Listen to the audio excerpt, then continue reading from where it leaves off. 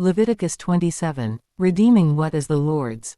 The Lord said to Moses, "Speak to the Israelites and say to them, if anyone makes a special vow to dedicate a person to the Lord by giving the equivalent value, set the value of a male between the ages of 20 and 60 at 50 shekels of silver, according to the sanctuary shekel. For a female, set her value at 30 shekels. For a person between the ages of 5 and 20, set the value of a male at 20 shekels and of a female at 10 shekels. For a person between 1 month and 5 years, set the value of a male at 5 shekels of silver and that of a female at 3 shekels of silver. For a person 60 years old or more, set the value of a male at 15 shekels and of a female at 10 shekels. If anyone making the vow is too poor to pay the specified amount, the person being dedicated is to be presented to the priest, who will set the value according to what the one making the vow can afford.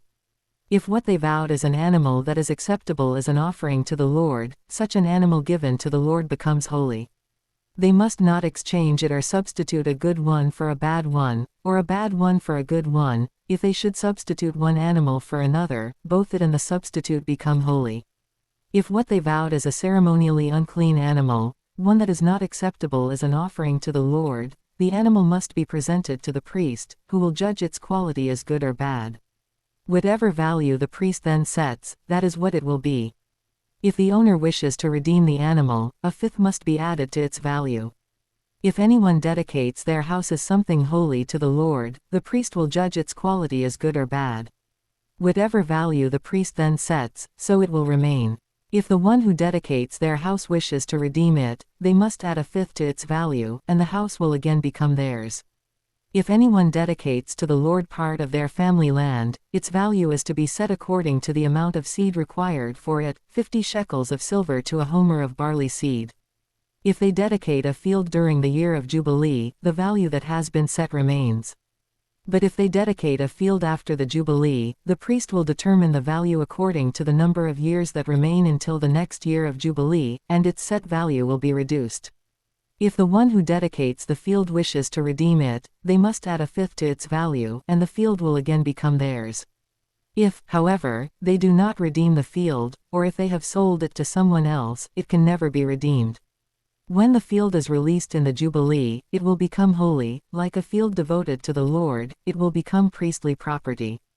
If anyone dedicates to the Lord a field they have bought, which is not part of their family land, the priest will determine its value up to the year of Jubilee, and the owner must pay its value on that day as something holy to the Lord. In the year of Jubilee the field will revert to the person from whom it was bought, the one whose land it was. Every value is to be set according to the sanctuary shekel, 20 gerahs to the shekel. No one, however, may dedicate the firstborn of an animal, since the firstborn already belongs to the Lord. Whether an ox or a sheep, it is the Lord's. If it is one of the unclean animals, it may be bought back at its set value, adding a fifth of the value to it. If it is not redeemed, it is to be sold at its set value. But nothing that a person owns and devotes to the Lord, whether a human being or an animal or family land, may be sold or redeemed. Everything so devoted is most holy to the Lord.